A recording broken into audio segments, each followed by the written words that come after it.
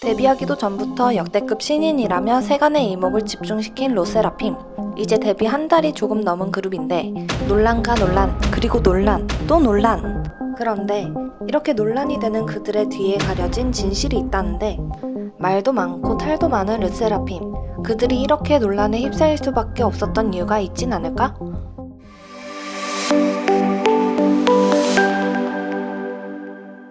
르세라핌, 방탄소년단의 소속사인 하이브의 산하 레이블 소스뮤직 소속의 6인조 걸그룹. 아이즈원 사쿠라와 김채원이 재데뷔를 하는 그룹이자 하이브 출범 이후 소스뮤직과 협업하여 론칭하는 첫 걸그룹이라 출발선부터 다르다며 각종 기사가 쏟아졌죠. 데뷔 앨범으로 각종 음악방송 1위까지 차지하며 승승장구할까 생각했지만 그들을 막아선 수많은 논란들. 첫 번째는 티저 내 닌텐도 DS 불법 복제품 사용이 논란이 됐습니다. 차후 CG로 카트리지 부분을 검게 수정했죠. 두 번째 논란은 미성년자 멤버가 있는데도 과한 노출 및 안무로 선정성 논란이 일어났습니다.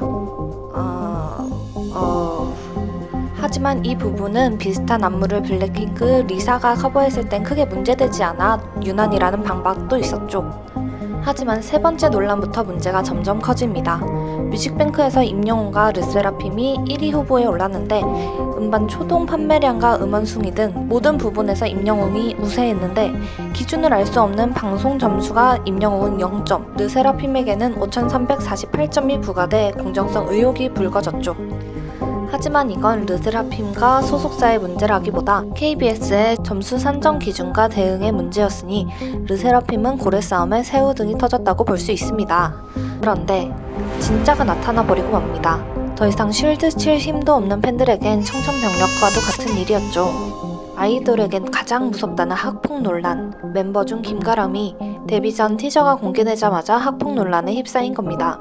한 커뮤니티 사이트에서 시작된 학폭 논란 제보는 끊이지 않고 올라왔고, 더불어 그녀의 과거 행적들도 도마 위에 올랐죠. 하지만 그녀와 소속사 하이브와 소스뮤직은 교묘히 편집된 악의적인 음해 사안이라며 주장했는데요.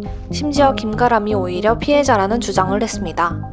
그런 소속사의 반박에 불을 지피며 관련된 사례들이 추가적으로 제보되었지만 소속사는 병먹금을 시전하며 대비를 강행합니다.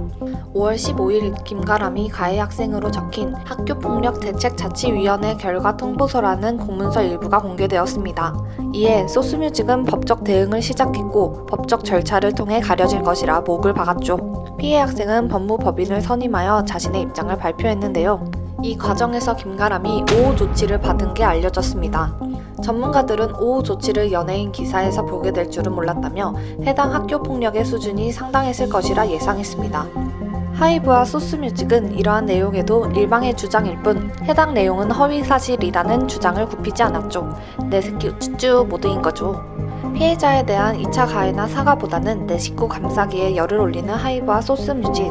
이 모습을 마땅찮게 지켜보는 눈은 대중들 뿐만 아니었습니다. 하이브의 대응 방법에 내부에서도 비판의 목소리가 끊이질 않고 있는데요. 오늘의 이야기, 얼레벌레 굴러가는 하이브와 소스뮤직이에요. 회사 내부 직원들만 글을 올릴 수 있는 한 사이트에서는 하이브의 운영에 관련해 올드하다, 시류를 못 읽는다 라는 내부 비판이 끊이지 않고 있습니다. 그런데 말입니다 여러분, 그거 아시나요? 2022년을 살면서 이렇게 삐까뻔쩍한 사옥에 에어컨이 없다는 사실 말입니다. 하이브의 직원들은 현재 불타고 있습니다. 하이브와 소스뮤직의 운영 상태를 보면 르세라핌의 가장 큰 안티는 하이브와 소스뮤직이 아닐까 싶은데요. Y에게 묻습니다. 어쩌면 르세라핌의 수많은 논란의 배경의 숨은 진실은 소속사의 안일한 대처와 대응이 낳은 결과물이 아닐까요? 여러분의 Y도 댓글로 남겨주세요. 재밌게 보셨다면 구독과 좋아요, 알림 설정 부탁드려요.